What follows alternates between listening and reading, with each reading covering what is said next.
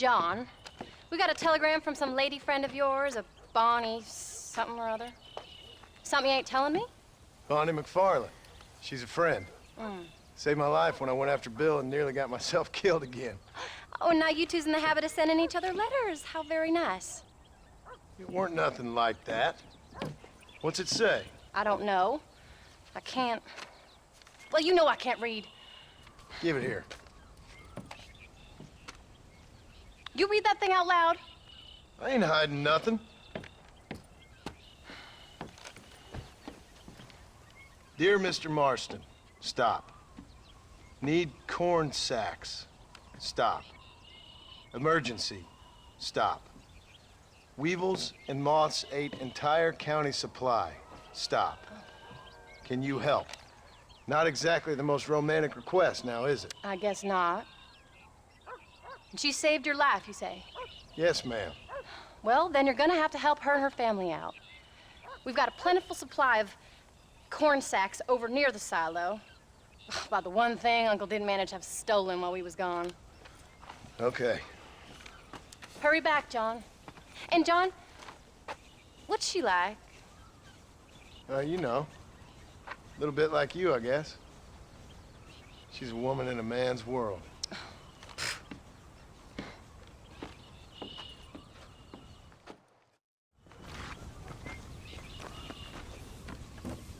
John, wait! I changed my mind. I'm coming with you. Well, come on then. Let's get going.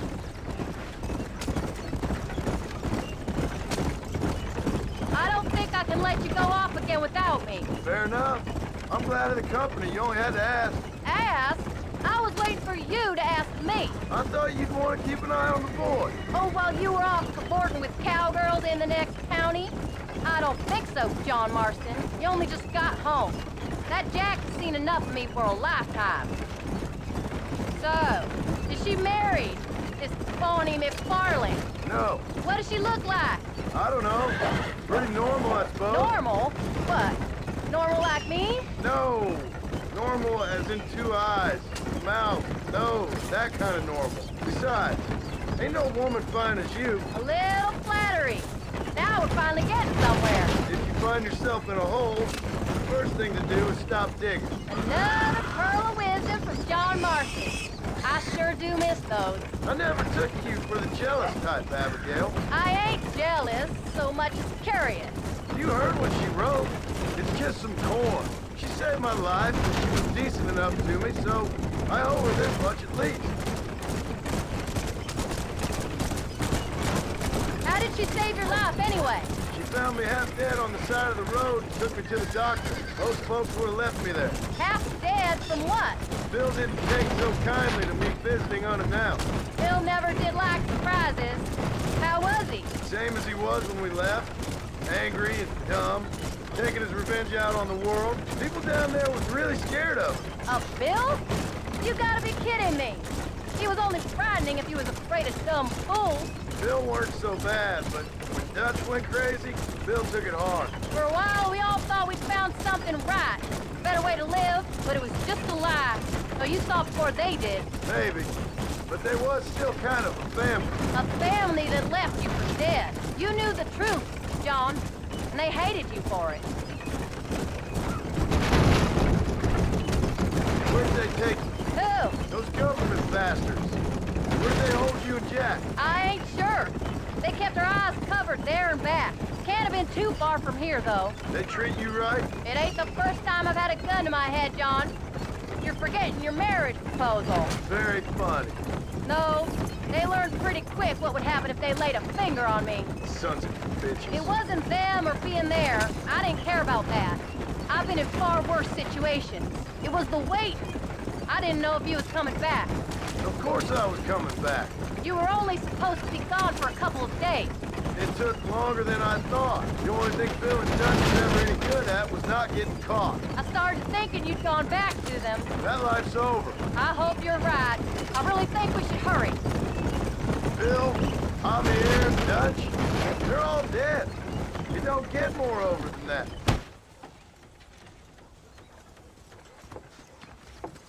You came. thank you so much. We lost the entire harvest. Miss McFarland, I'd like you to meet my wife, Abigail. Oh, ain't you quite the gentleman all of a sudden? It's a pleasure to meet you, Mrs. Marston. Likewise.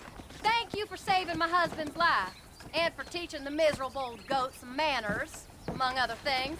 I didn't teach him anything. I know better than to try to change a man. You should meet my father. Oh, people can change, Miss McFarland. John and I have to believe that more than anybody. This is a decent first harvest for you, John. You should be proud. That's good land you got there. How are you feeling, Mrs. Marston? From what your husband told me, it must have been awful for you.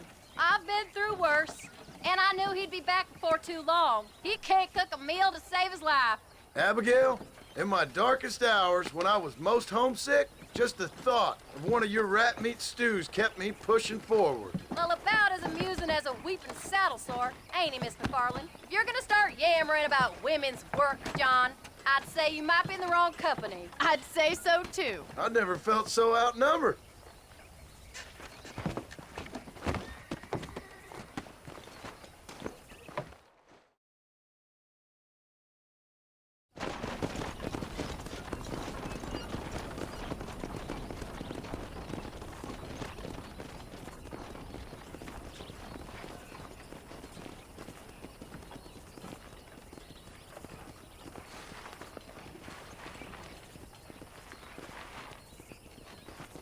Ma'am?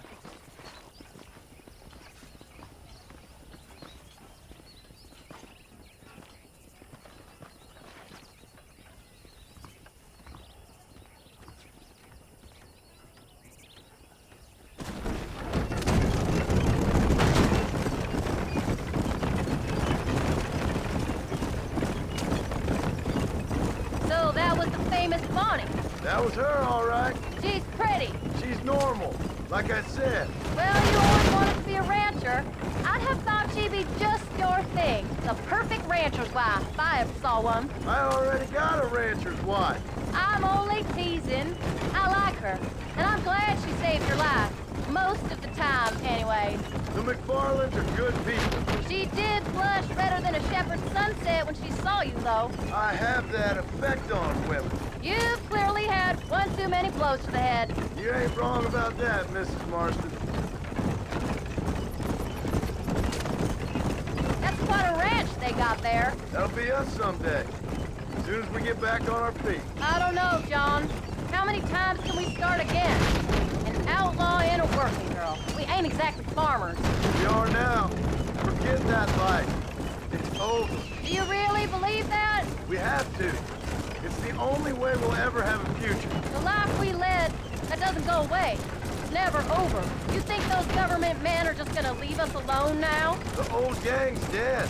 I did what they asked.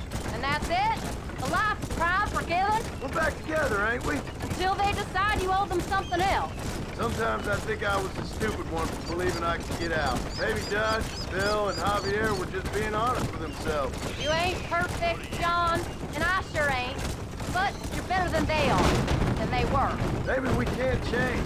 But we gotta try, for Jack's sake. Even if we have to start again 100 times. It's better than going back to what we were. How's Jack doing? Angry, upset. He's been through a lot. I hope he's gonna be all right. It's gonna take time. For a while, his world was safe. Normal, even. Then it got turned upside down again. He ain't saying much about it. I've tried to talk to him, but how do you explain any of it? What do you say when he asks about Uncle Bill and Uncle Dutch? They were his family when he was a little boy. He hides away in those books of his. Wouldn't you? It ain't like the real world's done him many favors. He's just been kidnapped. He grew up with the gang. That's no life for a boy. We did our best to protect him. Come on, John. He saw things no boy should see. Well, now we got a chance to make it right.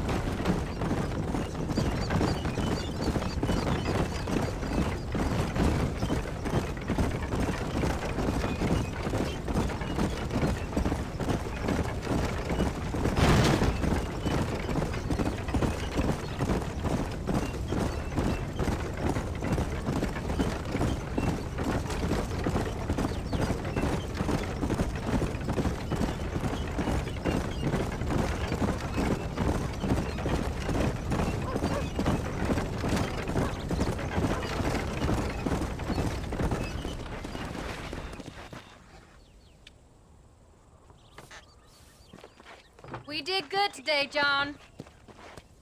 I guess I better go fix us something to eat.